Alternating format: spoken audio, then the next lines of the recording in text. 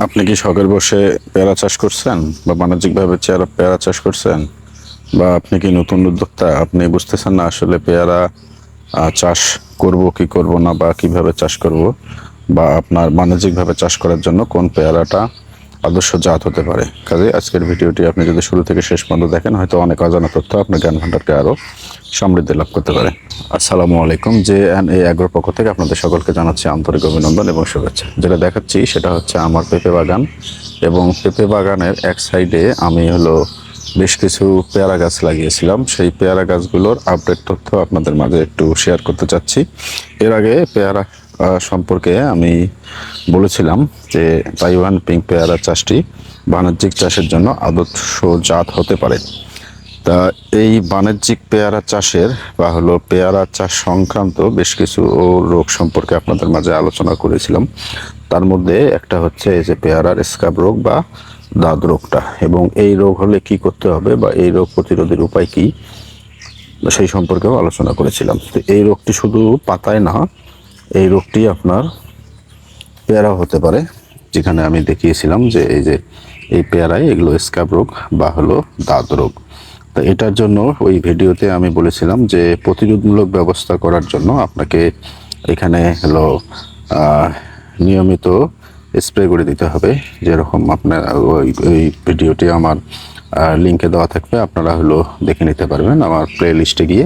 পেয়ারা চাষ সংক্রান্ত ভিডিওতে এটা আছে, পেয়ারার স্ক্যাব রোগ দমন পদ্ধতি সম্পর্কে। তা আমার এইটা হওয়ার ফলে আমি যে স্প্রেগুলো করেছিলাম এবং গাছটা সুন্দর করে উপর থেকে এই যে কেটে দিয়েছিলাম।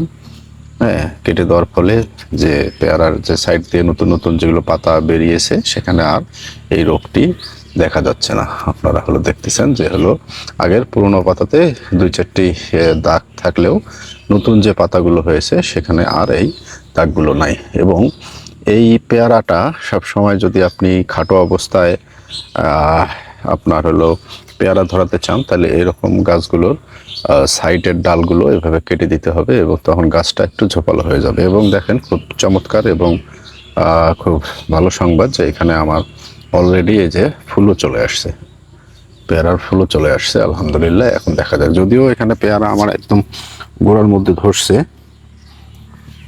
হ্যাঁ, তারপরে উপরে আমি কেটে দেওয়ার ফলে উপরেও এখন এই যে পেয়ারার ফুল চলে আসছে। আশা করি এই ফুলগুলো থেকে এক সময় এটা ফলে পরিণত হবে।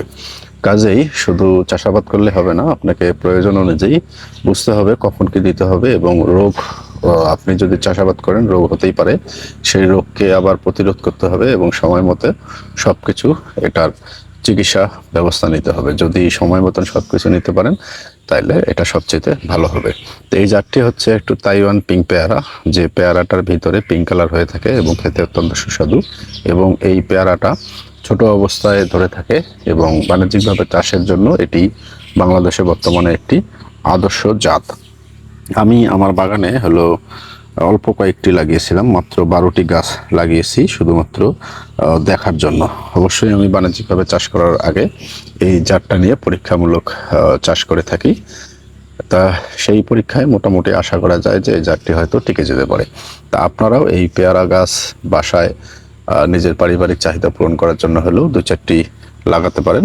খুব ভালো আশা করা যায় যে আপনাদের পারিবারিক চাহিদাটা পূরণ হয়ে যাবে। তো ঠিক আছে, আজকে এই তথ্যমূলক ভিডিওটি যদি আপনার একান্তই ভালো লাগে থাকে, লাইক কমেন্ট শেয়ার করে সকলকে দেখার সুযোগ করে দেবেন। দেখা হচ্ছে অন্য কোনো ভিডিওতে। সে পর্যন্ত ভালো থাকবেন। আসসালামু আলাইকুম।